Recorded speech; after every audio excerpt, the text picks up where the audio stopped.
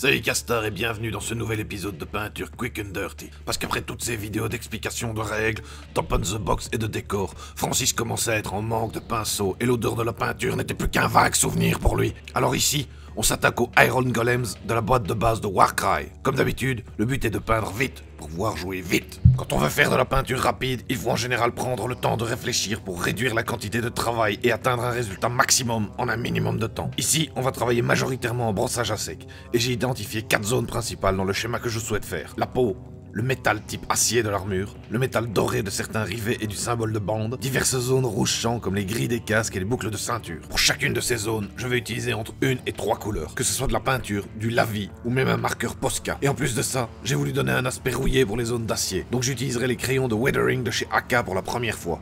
Et croyez-moi les castards, ils sont vraiment top de chez top. Pour info, toutes les peintures citées sont de chez Citadel. Allez, au boulot. On commence par la couche de base de la peau. C'est du racquard flèche. Dilue-la un peu, mais pas trop. Il faudra peut-être mettre 2 couches, car on voit la sous-couche en dessous. J'ai fait une sous-couche zénitale, à savoir une sous-couche de noir, puis sur le dessus une sous-couche blanche pour marquer les ombrages. Si tu ne sais pas comment faire, je t'ai mis plusieurs liens sous la vidéo qui t'expliqueront très bien les bases de ce sujet. Si jamais tu ne le sens pas, c'est totalement pas du tout obligatoire. Une sous-couche noire et ça donnera très bien quand même.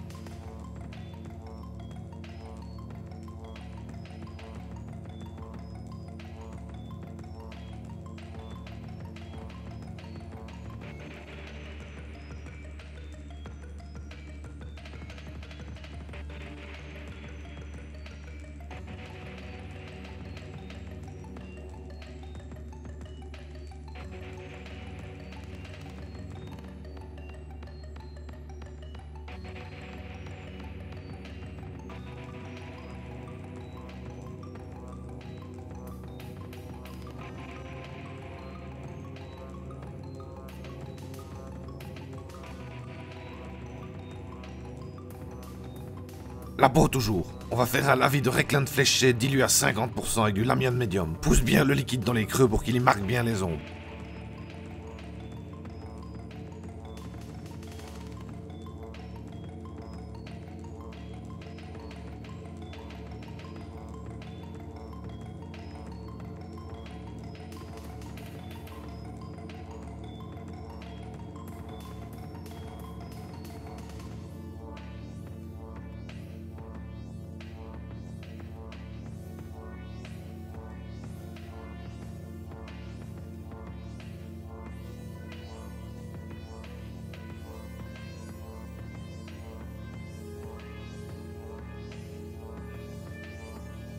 Et on termine avec un brossage à sec de palette wedge flèche pour les éclaircissements.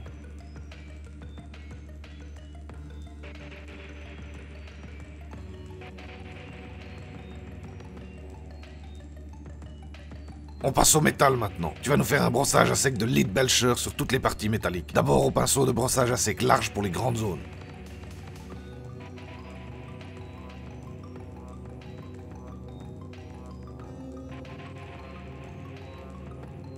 Fais bien gaffe à ne pas frotter de la couleur métallique sur les zones de peau que tu viens de faire, ce serait vraiment dommage.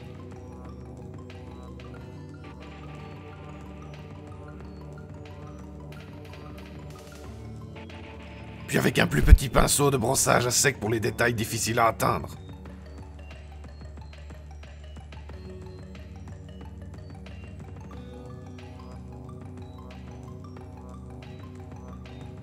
Tu remarqueras que la sous-couche zénitale reste légèrement apparente sous le brossage à sec et donc simule assez rapidement un effet d'éclaircissement sur le dessus et d'ombrage sur le dessous. Et finalement, utilise un pinceau normal pour les zones qui ne sont pas travaillables en brossage à sec, comme par exemple les bracelets.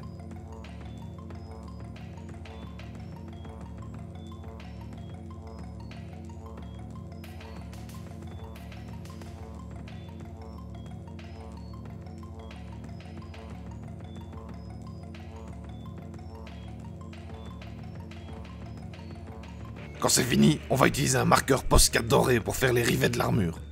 Pour le symbole de bande, au final, je l'ai fait au pinceau avec du Retributor Armor. Avec le marqueur, je débordais trop.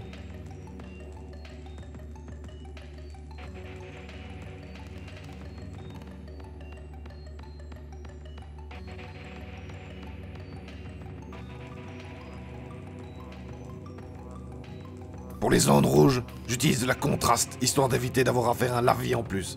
Et c'est du flèche tireur raid.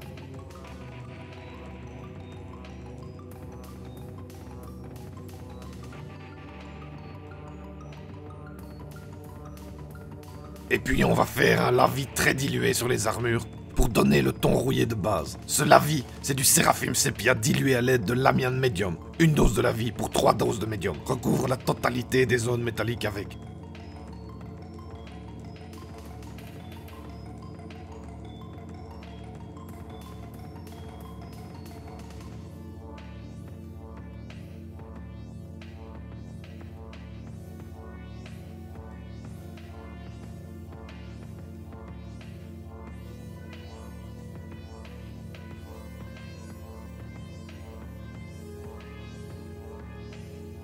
La rouille maintenant. On va utiliser les crayons de weathering de chez AK qui sont vraiment top. Si jamais tu ne les as pas, ou tu veux utiliser une autre technique, ma vidéo au sujet de la rouille se trouve en lien juste ci-dessous. N'hésite pas à y jeter un œil, j'y propose plusieurs solutions pour appliquer de la rouille sur tes figurines. On commence avec le Medium Rust, et tu l'appliques en frottant la pointe du crayon partout où tu veux mettre de la rouille. Insiste surtout dans les creux plus que les surfaces. C'est là que l'humidité s'accumule et que la rouille se forme. Mais grosso modo, vas-y à l'instinct, et fais ce qui te semble naturel. Pour les zones difficiles à atteindre avec la pointe du crayon, ou si tu veux mieux fondre les teintes, vu que c'est aquarellable, tu peux carrément tremper le crayon dans l'eau avant de l'appliquer, ou encore utiliser un pinceau mouillé et repasser sur les zones où tu veux déposer de la teinte. Puis, on va ajouter, surtout sur les arêtes, du Light Rust, qui lui est beaucoup plus clair et fait penser à de la rouille plus récente. Attention à ne pas exagérer sur la rouille, parce que sinon tu te retrouves avec quelque chose comme ça, que je trouve beaucoup trop coloré à mon goût. Heureusement que c'est les crayons AK, donc on peut nettoyer à l'eau. C'est toujours important d'utiliser au minimum 2 couleurs de rouille. Ça renforce le réalisme, et en plus, ça a beaucoup plus de cachet. On aurait pu ajouter avant tout ça une couche de Dark Rust pour faire une teinte de plus. Mais hey, c'est du quick and dirty. On n'a pas le temps pour ça, mon gars. Et voilà le résultat sur toute la bande. On est à 25 minutes par figurine, ce qui n'est pas mal du tout pour du tabletop tout à fait correct. Et toi, qu'est-ce que t'en penses, mon castor? N'hésite pas à t'exprimer en commentaire.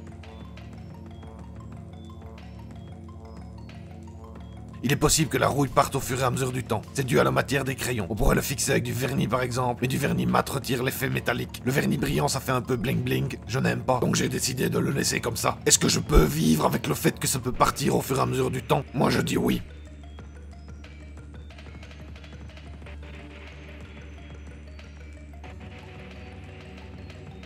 Et si jamais tu as aimé la vidéo, mets un pouce, commente-la et partage-la. Et si tu veux aider Francis, le lien se trouve aussi sous la vidéo. Allez, bisous les castors.